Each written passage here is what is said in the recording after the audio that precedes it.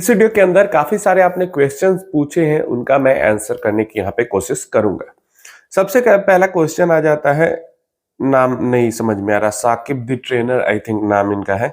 If market falls minimum 10% every year, why do SIP only 30% of savings, remaining 70% put in debt funds, when market corrects 10% pump all. वही घिसी पिटी बात है जो काफी time से चलता आ रहा है कि हम एसआईपी नहीं करेंगे। ये तो फिर भी कह रहे हैं कि 30% एसआईपी करेंगे, 70% लमसम करेंगे, लेकिन जो ज्यादातर कहते हैं कि हम एसआईपी नहीं करेंगे, जब मार्केट गिरेगी तो हम पैसा डालेंगे। देखिए, मार्केट ऑलमोस्ट हर साल 10% तो गिरती ही गिरती है। स्मॉल कैप में तो एवरेज 25% तक का है कि किसी साल 10% गिरी तो किसी का साल 40% भी गिर गई। लेकिन फिर भी चलो, अगर 10% भी एवरेज मान के देखते हैं तो देखिए, आप नहीं कर पाएंगे।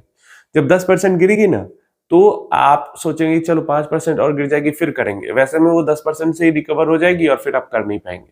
आप गिरने का इंतजार ही करते रह जाएंगे। पहले तो ये चीज होता है। दूसरा चीज होता है जिसको हम कहते हैं डिसिप्लिन। तो यहाँ पे मार्केट को हम टाइम करना छोड़कर मार्केट के अंदर डिसिप्लिन के साथ इन्वेस्टेड रहने पे ज्यादा फोकस करते हैं, क्योंकि फर्स्ट 5 ईयर हमेशा मैं कहता हूं सर्वाइवल का ईयर होता है। यहाँ पे इन्वेस्टर को हद से ज्यादा डर लगता है, चाहे कितना भी हिस्ट्री उठा के देख ले, कितना भी पीछे का बैक टेस्ट देख ले, फिर भी जब रियल अपना पैसा इन्वेस्ट होता है ना, तो लोगों को डर लगता ही लगता है।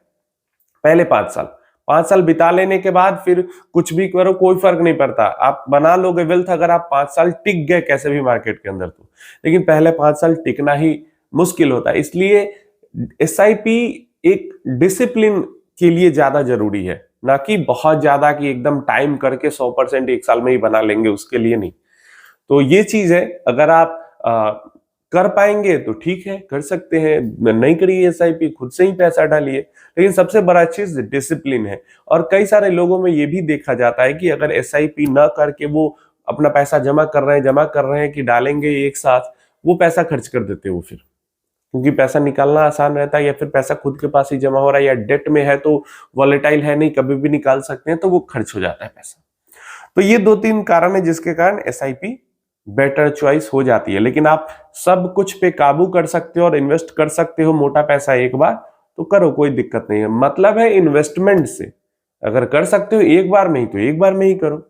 चलिए, सेकंड क्वेश्चन हमारे पास आ जाता है, सर ईटीएफ में परचेज कैसे करें, ये बताइए ना, गोल्ड सिल्वर ईटीएफ की कुछ नॉलेज। ईटीएफ परचेज करने के लिए आपको डीमैट अकाउंट चाहिए, तो आपको बनाना पड़ेगा किसी ब्रोकर के साथ डीमैट अकाउंट। दिक्कत क्या है, या फिर मैं कहूं अब इस चीज की जरूरत नहीं है, क्योंकि एक तो गोल्ड म्यूचुअल फंड है, थोड़ा बहुत ही, बहुत ज्यादा अंतर कुछ आता नहीं है, तो गोल्ड या सिल्वर के म्यूचुअल फंड के थ्रू भी आप इन्वेस्ट कर सकते हो। अब तो उसकी भी जरूरत नहीं है, क्योंकि लेटेस्ट 26 फेब को जो सर्कुलर आया है सेबी का, वहां पे सेबी ने म्यूचुअल फंड्स के रेसिडुअल पार्ट को गोल्ड सिल्वर में इन्वेस्ट करने की परमिशन दे दी है। समझ रहे हो, दे दी है। तो जो रेसिडुअल पार्ट है, मतलब जैसे स्मॉल कैप मिड कैप में 35% जो पार्ट होता है वो रेसिडुअल होता है, लार्ज कैप में 20% पार्ट रेसिडुअल होता है, मल्टी कैप में 25% पार्ट रेसिडुअल होता है। तो हर जो कैटेगरी है म्यूचुअल फंड की, उसमें रेसिडुअल पार्ट होता है। और मान लो जैसे एक हम लार्ज कैप भी ले लेते हैं, 5% उसने कैश रखा, 80% इक्विटी में रखा, या मान लो 85% इक्विटी में रखा, 5% कैश रखा, फिर भी 10% तक गोल्ड सिल्वर में कर सकते हैं। तो अब अलग से गोल्ड सिल्वर में डाइवर्सिफाई करने की मुझे लगता है जैसे जैसे समय बीतेगा जरूरत नहीं होगी, क्योंकि नॉर्मल डाइवर्सिफाइड म्यूचुअल फंड जो है वो भी अपने पोर्टफोलियो में थोड़ा बहुत गोल्ड सिल्वर को एलोकेशन देंगे, ऐसा मुझे लगता है। आगे चल के देखते हैं कैसे क्या होता है, लेकिन अभी का जो सभी ने बना दिया रूल रेगुलेशन, तो मुझे लगता है ये चीज होगी। नेक्स्ट क्वेश्चन हमारे पास आ जाता है बोहेमियन सोल का। अब आज के टाइम में हिस्ट्री के चार्ट्स और आंकड़े के पैटर्न का कोई लेना देना नहीं है, सब कुछ रिसेट हो रहा है, सब कुछ रैंडम है, आज के टाइम में कभी भी कुछ भी हो सकता है। देखिए, ऐसा कुछ नहीं है। आप आज हैं इसलिए आपको लग रहा है कि आज ऐसा हो रहा है, और आज से पहले ऐसा नहीं हुआ है। लेकिन अगर आप पिछले 30 साल में भी देखें, 30 to 40 ईयर्स का भी देखें, तो टेक जो है वो हद से ज्यादा बदल चुका है। जो टेक्नोलॉजी है वो हद से ज्यादा बदल चुका है। हर बार जब टेक चेंज होता है ना, तो ऐसा ही लगता है कि सब खत्म हो जाएगा। लेकिन वैसा होता नहीं है। कंपनीज, हाँ, ऐसा नहीं कि 100% कंपनी सर्वाइव कर जाती है, 100% वैसा ही सब कुछ हो जाता है।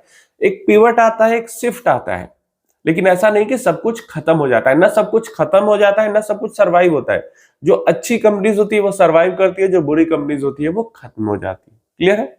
हर आप अगर वॉर के फ्रंट पे कह रहे हैं तो भाई हमारा तो अभी डायरेक्टली एंगेजमेंट किसी के साथ हो भी नहीं रहा। पास्ट में स्टॉक मार्केट की जर्नी के दौरान ही पिछले 30-40 सालों में ही हमारा डायरेक्टली एंगेजमेंट भी हुआ है अलग अलग कंट्रीज के साथ। अगर आप फाइनेंशियल क्राइसिस के तौर पे कह रहे हैं तो फाइनेंशियल क्राइसिस हद से ज्यादा बुरा आ चुका है पास्ट में। अगर आप एआई के क्राइसिस की बात कर रहे हैं तो टेक क्राइसिस भी हद से ज्यादा बुरा आ चुका है पास्ट में। तो पास्ट में सारी चीजें हो चुकी हैं, बट क्योंकि आप आज है इसलिए आपको आज की चीज ज्यादा इंटेंसिव लग रही है। और पास्ट में ऐसे ऐसे सिनारियो है जहां पे 90-90% तक, 80-80% तक क्रैश कर गया सेक्टर, वो आपको लग रहा है कि नहीं वहां तो कुछ हुआ ही नहीं था, वो तो बस हल्की चीजें थी। तो ये चीज आपको समझना है कि आपको आज टेक का अगर फियर है तो हमारा टेक इंडेक्स कितना क्रैश हुआ है। अगर आपको आज फाइनेंस का फियर है तो हमारा फाइनेंस इंडेक्स कितना क्रैश हुआ है। अगर आज आपको वॉर का प्रॉब्लम है तो हमारा ओवरऑल इंडेक्स कितना क्रैश हुआ है। तो समझिए जो पास्ट डेटा है वो हमेशा इरिलेवेंट नहीं होता है, रिलेवेंट रहता है। आपको समझना होगा इसको।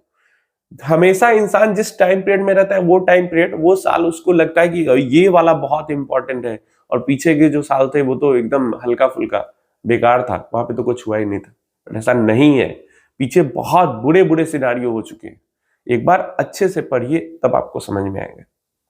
नेक्स्ट क्वेश्चन, भैया लमसम कब करें ये बता दीजिए प्लीज, विवेक जी पूछ रहे। तो देखिए, अगर अभी भी आपके पास मोटा पैसा है, आते रहता है मोटा पैसा, या फिर नॉर्मल पैसा जो मंथली सैलरी वगैरह या बिजनेस इनकम जो है वो तो है ही आपका, तो 1.5 साल ऑलमोस्ट 1.5 ईयर्स नो रिटर्न।